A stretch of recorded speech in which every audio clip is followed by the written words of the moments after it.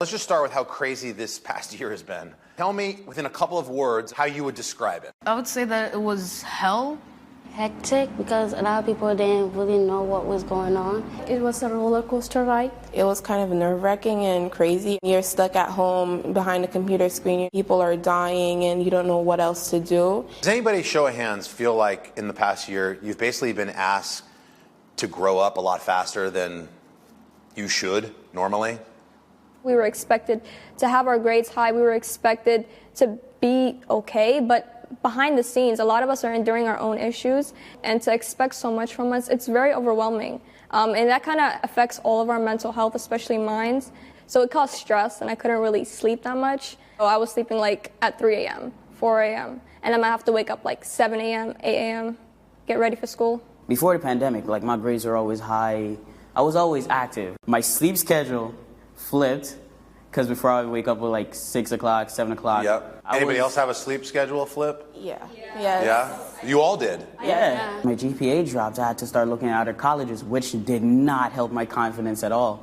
You came here to the States, Yeah. and then the pandemic hits. Yeah, I just went to my middle school for 1 week. Then we were quarantined. I wasn't comfortable speaking English. And on top of that, I have never met my teachers. So it was really tough for me to manage my classes, but also get used to the new environment. You don't realize how stressful it is because as teens, they think that everything is going to be all right. You're young, you'll handle it, you're strong. They keep pretending like kids don't have any type of problems. Oh, you're kids, you're gonna grow up. It's just a little problem. Now you're gonna grow over it.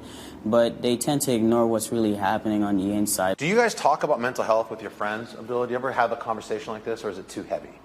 It's just a subject that we never bring up. But in like school, it's something that we're learning about.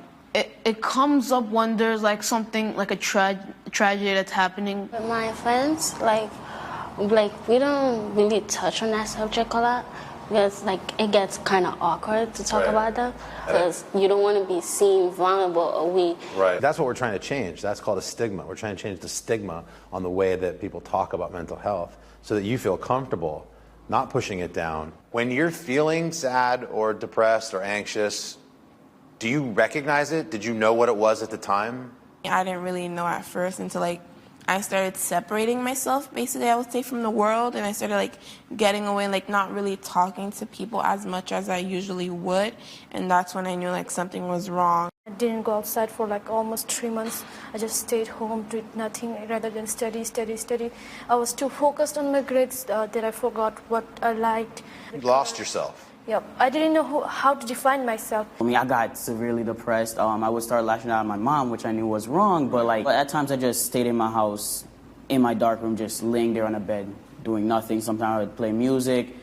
Sometimes nothing helped. Right. Not even sleeping. Let me just go around the room. When you're stressed out, what's your greatest stress reliever? I kind of meditate, take mindful breathing. Sometimes when I'm having some sort of emotions or when I'm stressed out, I usually just stop for a moment and then just pick up my pencil and start drawing. When I sketch, it's you could visualize your emotion. I do that when I feel something hard and I don't know how I'm feeling, I'll just start sketching. And kind of see the emotion on the paper? Yeah. Oh, wow. What advice do you have for other teenagers who are watching us all have this conversation, but who haven't talked to anybody yet? I think the first step is to first acknowledge the problem, to notice that there is a problem and don't downgrade it. And the second step is to find your circle. Know who will help you, know who will not. To be honest, be yourself. If you're feeling like you want to just sit down and cry, it's better to cry your heart out at that moment instead of holding back tears. Can't we all just agree that for those of us that have a story to tell, a mental health journey, and here we are on the other side of it, society may look at us as being weak, but aren't we really the strongest ones? Yes. Yes. Yes. 100%. Look at what we can do. You agree with that? Yes. Thumbs up? Yes.